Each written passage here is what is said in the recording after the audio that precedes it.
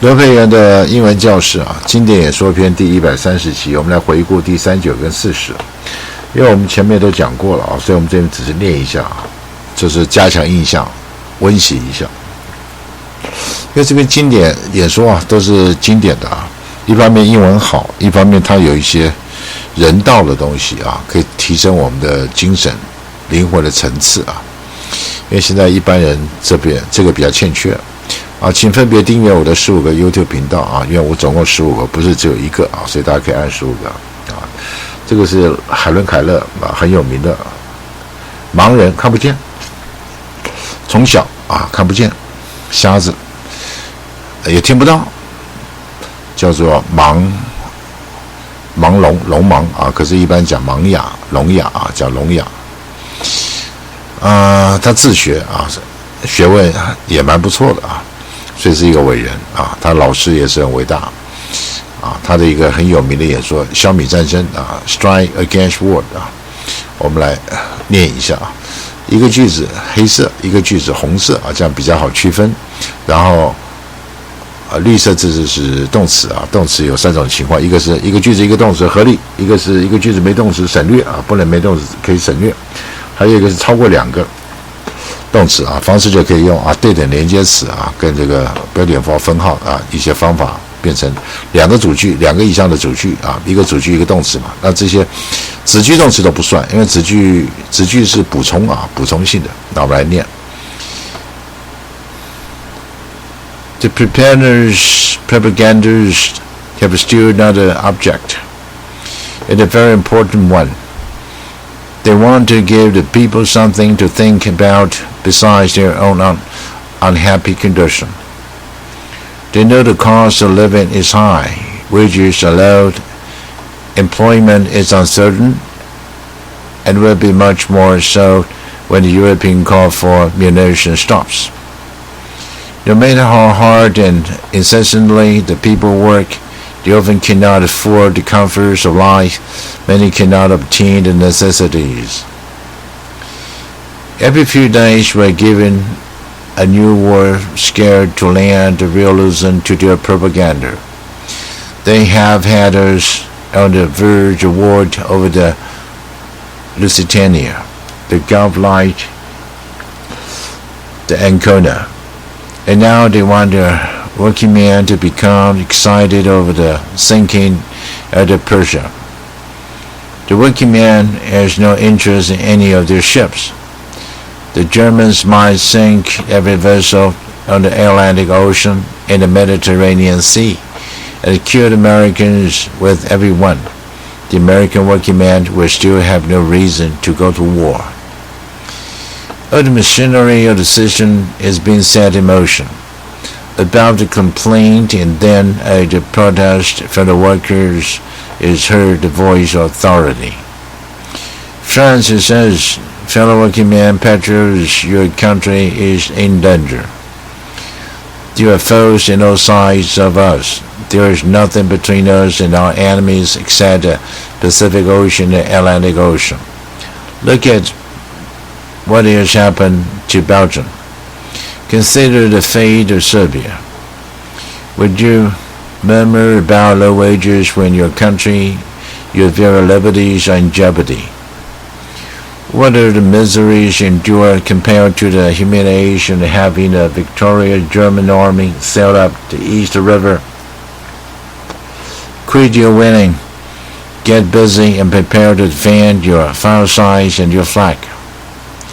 Get an army, get a navy, be ready to meet the invaders like the loyal-hearted freemen you are. Will the workers walk into the trap? Will they be fooled again? I'm afraid so. The people have always been amenable to oratory of this sort. The workers know they have no enemies except their masters. They know that honest sweat, persistent toil, and years of struggle bring them nothing worth holding on to, worth fighting for. Yet deep down in their foolish hearts they believe they have a country. Oh, blind vanity of slaves! The clever ones up in the High places know how childish and silly the workers are.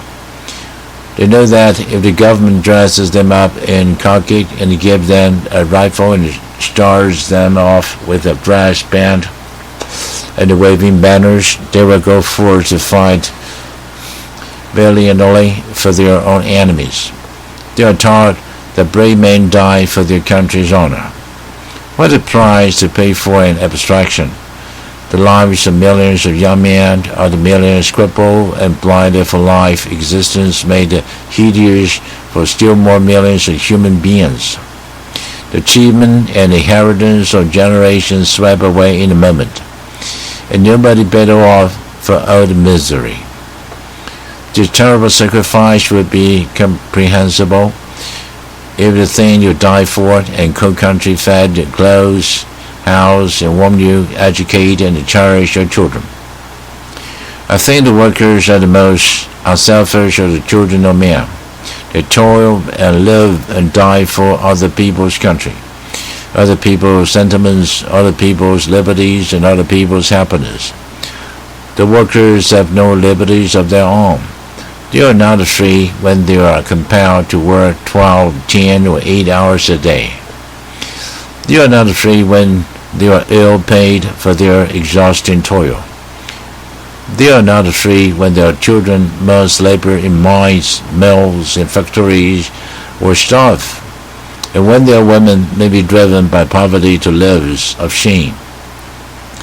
They are not free when they are clubbed and imprisoned because they go on strike for a raise of wages and for the elemental justice that is their right as human beings.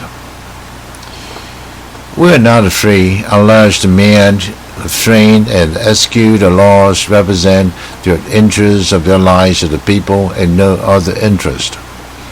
The ballot does not make a free man out of a wage slave.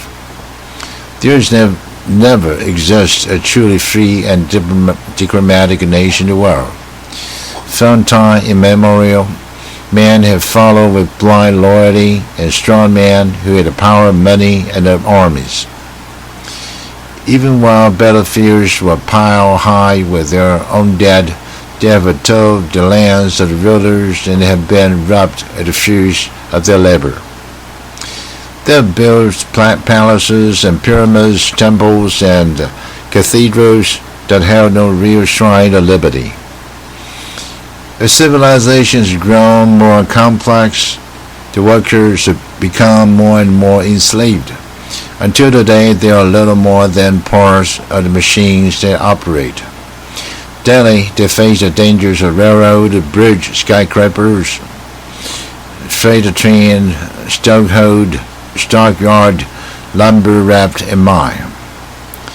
Panting and straining at the docks, on the railroads, underground, and on the seas, they move the traffic and they pass from land to land the precious commodities that make it possible for us to live. And what is their reward? A scanty wage, often poverty, rents, taxes, tributes, and war indemnities. The kind of preparedness the workers want is recognition, reorganization, and reconstruction of their whole life, such as has never been attempted by statesmen or governments. The Germans found out years ago that they could not raise good soldiers in the slums, so they abolished the slums. They saw to it that all the people had at least a few of the essentials of civilization: decent lodging, clean streets, wholesome, if scanty food, the proper medical care, and the proper safeguards for the workers and their occupations. That is only a small part of what should be done, but one wonders that one step toward the right sort of preparedness has wrought for Germany. For 18 months, it has kept itself free from invasion while carrying on an extended war of conquest, and its armies are still pressing on with unabated vigor. It is your business to forge these reforms on the administration. Let there be no more talk about what the government can or cannot do. Other things have been done by all the belligerent nations in the hurly-burly of war. Every fundamental industry has been managed better by the governments than by private corporations. It is your duty to insist upon still more radical measures. It is your business to say that no child is employed in an industrial establishment or mine or store, and that no workers are needlessly exposed to accident or disease. It is your business to make them give you clean cities, free from smoke, dirt, and congestion. It is your business to make them pay you a living wage. It is your business to see that this kind of preparedness is carried into every department or nation, until everyone has a chance to be well-born, well-nourished, well-educated, intelligent, and serviceable to the country at all times. Strike against all ordinances in laws and institutions to continue the slaughter of peace and butcheries of war. Strike against war, for without you, new battles can be fought. Strike against manufacturing shrapnel and gas bombs and all other tools of murder. Strike against preparedness that means death and misery to millions of human beings. That means death and misery to millions of human beings. Be no dumb, obedient slaves in an army or destruction.